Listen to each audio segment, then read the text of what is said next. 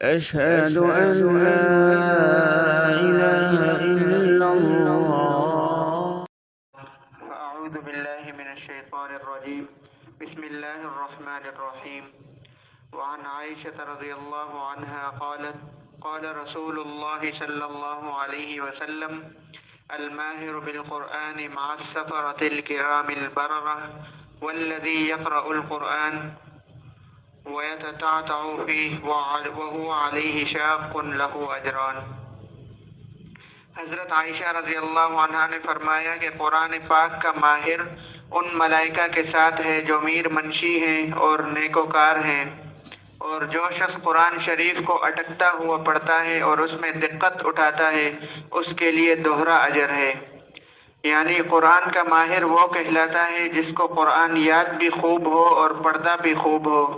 اور اگر معانی اور مراد پر بھی قادر ہو تو پھر کیا ہی کہنے۔ ملائکہ کے ساتھ ہونے کا مطلب یہ ہے کہ وہ بھی قرآن شریف کے لوح محفوظ سے نقل کرنے والے ہیں اور یہ بھی اس کا نقل کرنے والا ہے، اور ساتھ ہونے کا مطلب یہ کہ وہ بھی قرآن شریف کے لوح محفوظ سے نقل کرنے والے ہیں، تو گویا دونوں ایک ہی مسلک پر ہیں، یا یہ کہ حشر میں ان کے ساتھ ان دونوں کا اجتماع ساتھ ہوگا۔ اٹکنے والے کو دوہرا اجر، ایک اس کی قرات کا اجر، دوسرا اس کی مشقت کا، کہ جو اس بار بار کے اٹکنے کی وجہ سے برداشت کرتا ہے۔ لیکن اس کا مطلب یہ نہیں کہ وہ اس ماہر سے بڑھ جائے۔ ماہر کے لیے جو فضیلت ارشاد فرمائی گئی ہے وہ اس سے بڑھ کر ہے کہ مخصوص ملائکہ کے ساتھ اس کا اجتماع فرمایا، بلکہ مقصود یہ ہے کہ اس اٹکنے کی وجہ سے اس مشقت کا اجر مستقل ملے گا، لہذا اس عذر کی وجہ سے کسی کو قرآن شریف کی تلاوت چھوڑنی نہیں چاہیے۔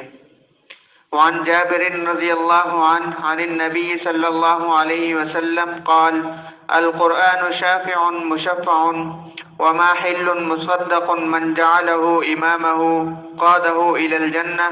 ومن جعله خلف ظهره ساقه الى النار۔ حضرت جابر رضی اللہ عنہ نے نبی کریم صلی اللہ علیہ وسلم سے نقل کیا ہے کہ قرآن پاک ایک ایسا شفیع ہے جس کی شفاعت قبول کی گئی، اور ایسا جھگڑالو ہے کہ جس کا جھگڑا تسلیم کر لیا گیا، اور جو شخص اس کو اپنے آگے رکھے اس کو یہ جنت کی طرف کھینچتا ہے، اور جو اس کو پس پشت ڈال دے اس کو یہ جہنم میں گرا دیتا ہے۔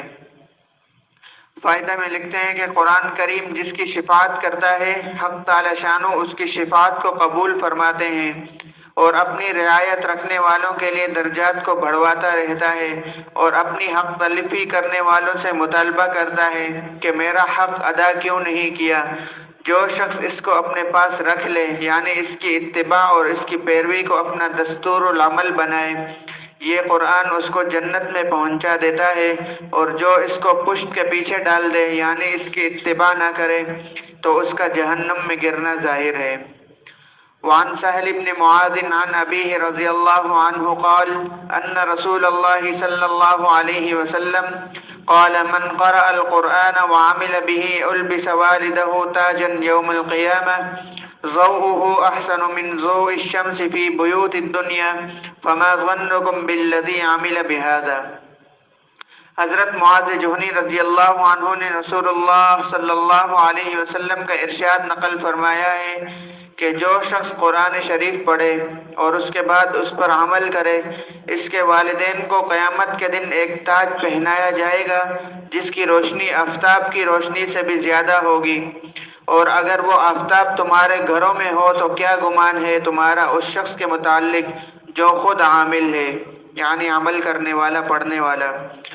فائدے میں لکھتے ہیں کہ آفتاب کے گھر میں ہونے سے جو تشبیہ دی گئی، اس کی 3 وجوہات معلوم ہوتی ہیں۔ نمبر 1 یہ کہ قریب میں روشنی زیادہ محسوس ہوتی ہے۔ نمبر 2 جو چیز ہر وقت پاس رہتی ہے اس سے محبت اور الفت زیادہ ہوتی ہے، اس لیے آفتاب سے دوری کی وجہ سے اس سے جو بیگانگی ہے وہ ہر وقت کے قرب کی وجہ سے مبدل بھی انس اور الفت ہو جائے گی۔ تیسری یہ کہ وہ اپنی ہوگی۔ آفتاب سے ہر شخص اگرچہ نفع اٹھاتا ہے، لیکن وہ اگر کسی کو ہدیہ کر دیا جائے تو اس کے لیے کس قدر افتخار کی چیز ہوگی۔ وروی عن ابی امامہ رضی اللہ عنہ قال قال النبی صلی اللہ علیہ وسلم ما أذن الله لعبد في شيء أفضل من ركعتين يصليهما وإن البر ليذر على رأس العبد ما دام في صلاته وما تقرب العباد إلى الله بمثل ما خرج منه يعني القرآن۔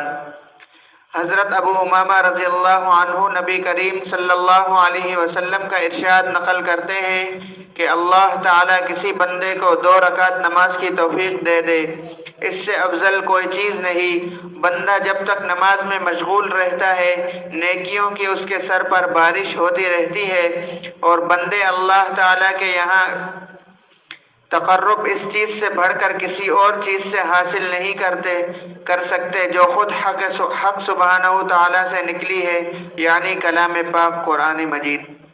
اللہ پاک ہمیں بھی قرآن پاک پڑھنے کی اور اس کے بعد اس پر عمل کرنے کی توفیق عطا فرمائے۔ الیک ربی فحببنا وفی نفس لک فضللنا وفی اعین الناس فعظمنا ومن سیء الاخلاق فجنبنا۔ رب نفس تقواها وزکها انت خیر من زکاها انت ولیها ومولاها برحمتک یا